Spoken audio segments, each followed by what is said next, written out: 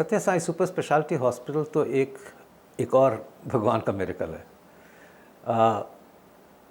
जब मैंने बताया था कि 91 में इनॉग्रेट हुआ था, बट उसके बारे में तो हमें पता चल गया था क्योंकि एक साल में ही वो क्रिएट हो गया था। भगवान ने कहा कि अस्पताल बनेगा और हर एक के लिए फ्री होगा, और वो एक साल में ही कंप्लीट हो गया। और एक साल जब मैं पहली बार गया, उसी दिन की बात है, आई थिंक वो नवंबर में इनॉग्रेट हुआ था, शायद बाबा के बर्थडे पे इनॉग्रेट हुआ था, और मैं उसके 10 दिन बाद गया था। तो मुझे तो वो मंदिर लगा, एक टेंपल। हाँ, ऑलमोस्ट, क्योंकि यस, वहाँ पे कोई बिलिंग काउंटर नहीं उस वक़्त तो। और कितना सुंदर। बट वहाँ से उसके बाद मेरी कई विज़िट्स हुई। हमेशा लगता था जैसे कि एक बहुत पीसफुल जगह पे आ गए, जहाँ पे पेशेंट ऑटोमेटिकली ही ठीक होगा। और इतनी फ्री ट्रीटमेंट, कम्प्लेक्स प्रोसीजर्स होने शुरू हो गए, बेस्ट प्रोसीजर्स, एडवांस प्रोसीजर्स। मतलब वो अस्पताल की एक्सीलेंसी इतनी बढ़ गई, और वहाँ पे सब कोई घुसते थे, और एक सिंगल बिलीफ थी, यार बाबा खरे को ठीक करेंगे। और उसके रिज़ल्ट्स, वो कॉम्प्लिकेटेड प्रोसीजर्स के रिज़ल्ट्स, तो वो वाकई ही एक बाबा का चमत्कार है। बाबा ने दिखा दिया हर एक को कि फ्री ट्रीटमेंट, हाईएस्ट लेवल की ट्रीटमेंट, सबके लिए ट्रीटमेंट, जहाँ पे कोई एक पैसा ना किसी को देना पड़े। एक मंदिर, अस्पताल का मंदिर बनाया है। वो मंदिर है, अस्पताल नहीं है, जहाँ पे अगर बिलीफ से जाओ ना तो आप ठीक ही होके आओगे। मेरे को तो कई बार यही फीलिंग होती थी वहाँ एटमॉस्फेयर ऐसा कि आपको आए हो ठीक होने के लिए, आप वैसे ही ठीक हो जाते हो क्योंकि बाबा हैं। मैं उसको अस्पताल नहीं समझता, मैं उसको तो एक मंदिर समझता हूँ, जिसमें कि आपने अपनी बीमारी को कहीं ना कहीं छोड़ दिया। मैंने एक फिर साइंटिफिक मीटिंग भी होल्ड की थी कि कैन मिरेकल्स क्योर। मैं कभी सोचता हूँ कि हम लोग को ऐसे और क्रिएट करने चाहिए, पर बाबा ने क्या क्रिएट कर दिया। अभी हमें वो आई थिंक ऐसे और अस्पताल आने चाहिए बाबा के नाम पे ऑल ओवर। और शायद मैं छोड़ के वो नहीं करता इसलिए कि मेरी डेस्टिनी बाबा ने बनाई थी। सो आई गेस, बट किसी न किसी दिन ये भी एक मन में रहेगा कि करना चाहिए, और बाबा के नाम पे और ऐसे अस्पताल खुलें जो कि फ्री सर्विस दें। बाबा ने दिखा दिया हर एक को कि फ्री ट्रीटमेंट, हाईएस्ट लेवल की ट्रीटमेंट, सबके लिए ट्रीटमेंट, जहाँ पे कोई एक पैसा ना किसी को देना पड़े। एक मंदिर, अस्पताल का मंदिर बनाया है। वो मंदिर है, अस्पताल नहीं है, जहाँ पे अगर बिलीफ से जाओ ना तो आप ठीक ही होके आओगे। मेरे को तो कई बार यही फीलिंग होती थी वहाँ एटमॉस्फेयर ऐसा कि आपको आए हो ठीक होने के लिए, आप वैसे ही ठीक हो जाते हो क्योंकि बाबा हैं। मैं उसको अस्पताल नहीं समझता, मैं उसको तो एक मंदिर समझता हूँ, जिसमें कि आपने अपनी बीमारी को कहीं ना कहीं छोड़ दिया। स्वामी जी के बारे में ऐसे है कि हम लोग वीकली भजन करते थे दुर्गापुर में, तो उसमें बाबा की फ़ोटो लेके बाबा की पूजा करते थे। ये बात मैं बता रहा हूँ आपको 1957-58 की। 1959 में हम अपने मेडिकल कॉन्फ्रेंस मद्रास गए। कॉन्फ्रेंस में करीब 4-5 दिन, एक दिन 2 दिन हमको बाकी थे, जिसमें हमने सोचा कि हम बेंगलोर और मैंगलोर दोनों देख के आएंगे। तो हम बेंगलोर आए और होटल में ठहरे।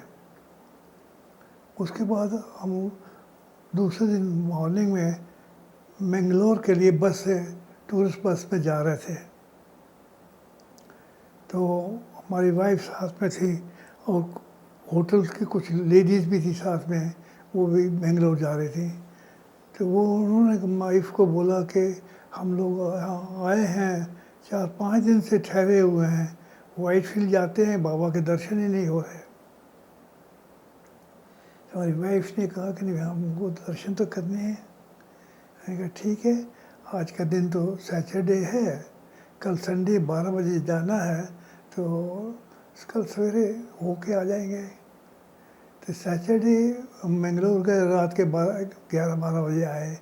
सवेरे हम उठे तो सब सोए हुए थे, तो हम नीचे गए, होटल के नीचे थोड़ा वॉक कर रहे थे। तो एक बस जा रही थी, उसने कहा वाइटफील्ड वाइटफील्ड वाइटफील्ड। तो मेरे मन में आया कि मेरे को वाइटफील्ड जाना चाहिए। तो मैंने देखा कि और भी बस वाइटफील्ड की आएगी, तो ऊपर जाके चेंज किया और नीचे आया, किसी को बताया, बता दिया कि मैं वाइटफील्ड जा रहा हूँ। वाइटफील्ड गया, तो वाइटफील्ड में गया तो वहाँ पहुँचा, भीड़ थी, स्वामी नहीं थे। बाद में वाइफ भी आ गई वहाँ पर, और हम लोग, वाइफ और हमारी लड़की साथ में थी छोटी, वो भी साथ में थी। तो वाइफ और लड़की तो लेडी साइड में बैठ गए, क्योंकि बहुत ही क्राउड हो गया था। स्वामी के जो बंगलों में रहते थे उसके सामने क्राउड था, शामियाना लगा हुआ था। हम तो जेंट साइड में गए और बीच में जो पार्क था उसके आगे कुर्सी पड़ी थी, तो उसके थोड़ा पहले ही हम किनारे पे बैठ गए। हमारे मन में उस टाइम में और कुछ नहीं था कि हमको ये सुना था कि बाबा के बहुत मिरेकल्स होते हैं, तो हम सोचते थे कि ये ज़रूर विभूति यहाँ से निकालते हैं हाथ से, तो हम आज पकड़ेंगे। हमारे मन में यही था कि विभूति निकालते पकड़ेंगे, और उस टाइम में कोई ये नहीं था कुछ। तो गए, तो वहाँ भजन होता रहा। हम जहाँ बैठे थे उधर में कुछ बाहर के लोग भी बैठे हुए थे। स्वामी आए, 10-11 बज गए। जैसे आए तो बाहर में हमने अपनी सीट से बाहर में देखा, तो स्वामी ने शर्ट रोल कर ली। मैंने कहा ये तो मेरा हुआ है, गलत हो गया, उन्होंने तो शर्ट रोल कर ली है, अब क्या हो, विभूति तो निकलेगी थी, शर्ट से तो नहीं निकलती, ये तो पता चल गया। तो उसमें उन्होंने वहाँ विभूति दी, सबको दी।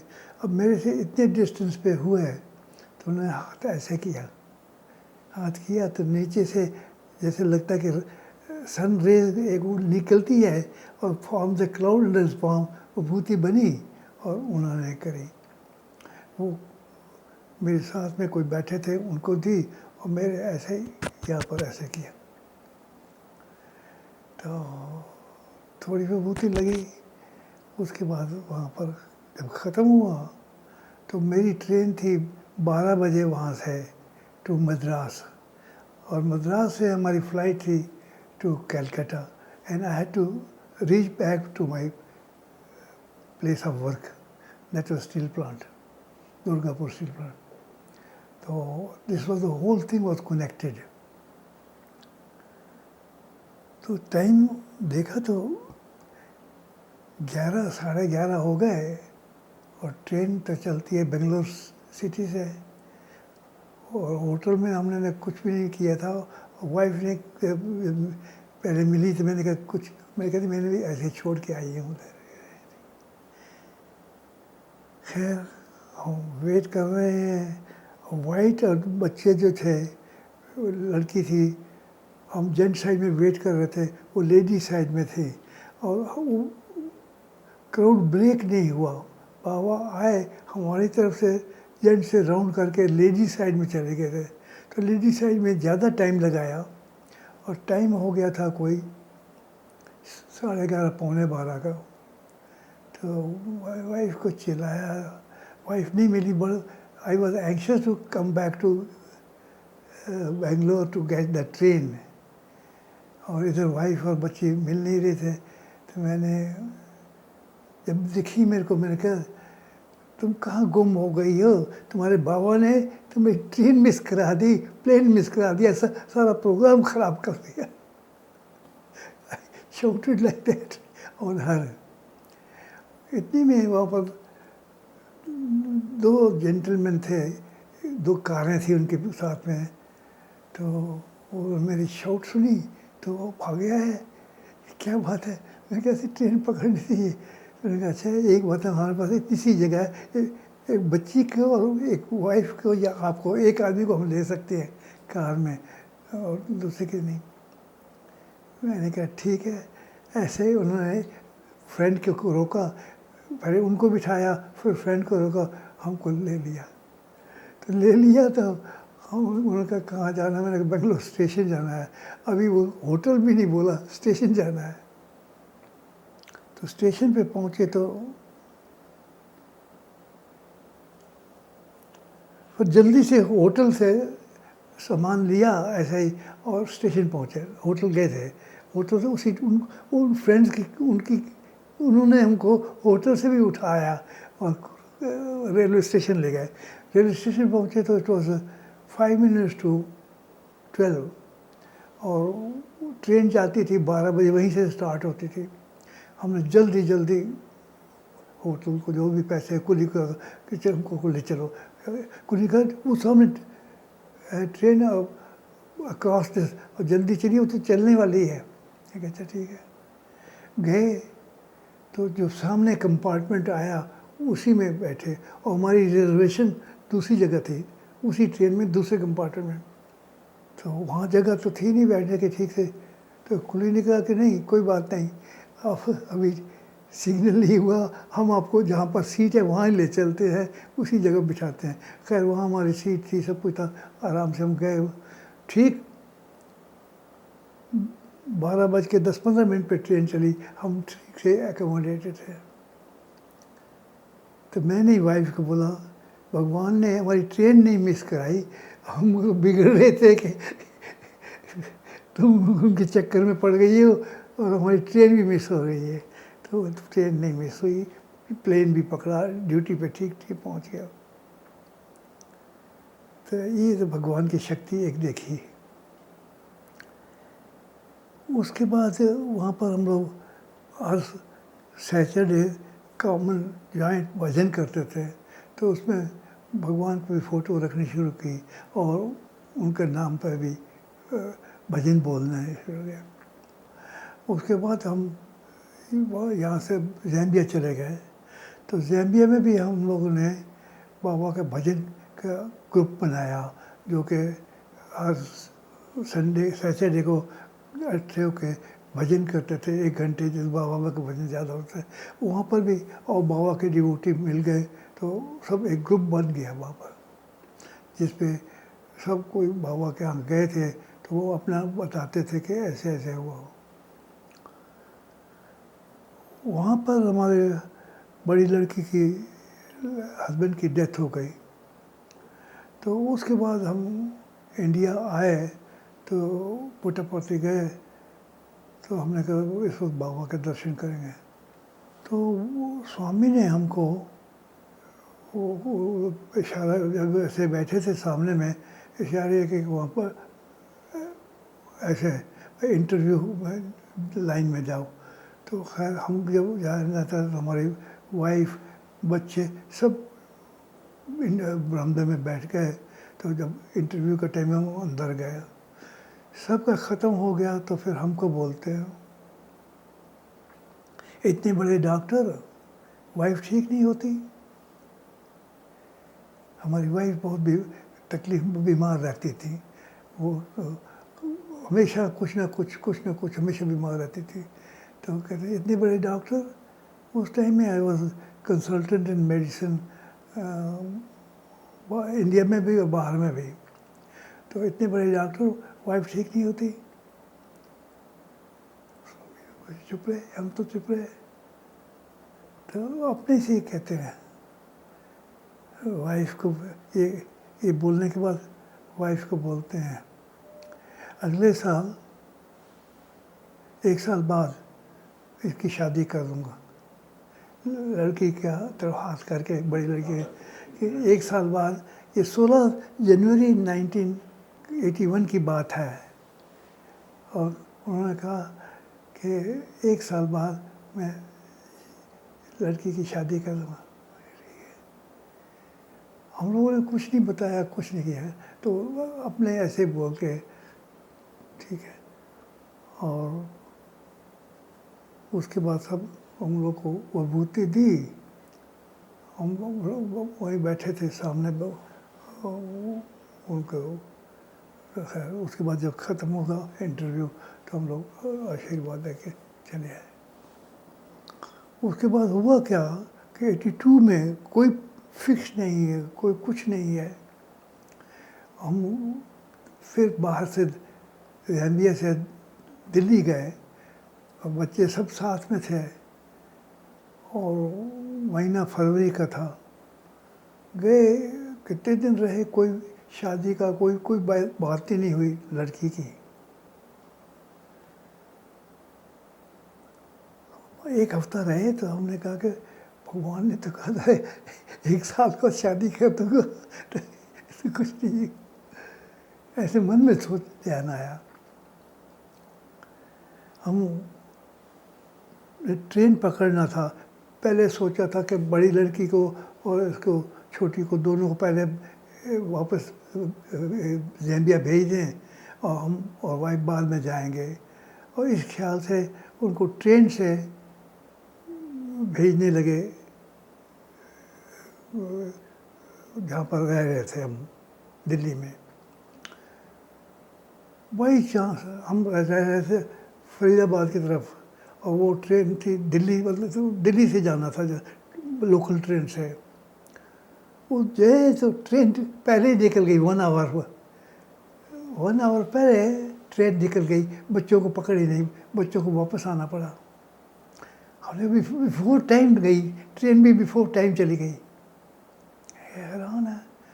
ये बात ख़त्म हुई कि मेरी वहाँ पर दिल्ली में एक साली रहती थी, she was professor in Anand institute of medical sciences. तो उसका फ़ोन आया कि देखिए मैं जा रही हूँ, मेरे आजकल वो सन्नला बना है, वो प्रेम, वो आया हुआ आयरलैंड से, और हमारे बड़ी लड़की का वो क्लास फेलो था, तो वह मिलना है। तो हाँ मैं जा रही हूँ, तो चलो मिला दूँगी। वो आई, हमको ले गई। वहाँ पर उन्होंने कहा कि प्रेम की मंगनी होनी है, तो तुम एक दिन रुक जाओ, नहीं जाओ, एक दिन रुक जाओ और ये अटेंड करना। उसी मंगनी में अटेंड करने में हमारे बड़े लड़की की मैरिज का फिक्स हो गया कि ये इसके साथ, जो कि आजकल he is very eminent paediatric surgeon in Ireland, वो आयरलैंड से आया हुआ था, उसके साथ मैरिज का फिक्स हो गया। ये जो बाबा ने कहा है 1 साल के बाद करूँगा, तो वही ऐसे ही हुआ। 16 फरवरी को ही उसकी शादी की गई। एक और उन्होंने सबसे बड़ा इंडिकेशन मुझे दिया कि उन्होंने क्यों मुझे क्रिएट किया है। जब बाबा को खुद की प्रॉब्लम आई थी 2011, एंजियोग्राफी होनी थी, डॉक्टर वेणुगोपाल ने कहा कि तुम आओ, बाबा नीड्स यू, आओ देखो, और हम लोग आगे सोचें कि क्या करना है। सो मैं गया, हॉस्पिटल गया। पहली बार मैं उनके इतना क्लोज आ सका कि आई कुड एक्चुअली सिट, मैं बैठ सका, उनके पैर काफ़ी देर तक पकड़ सका।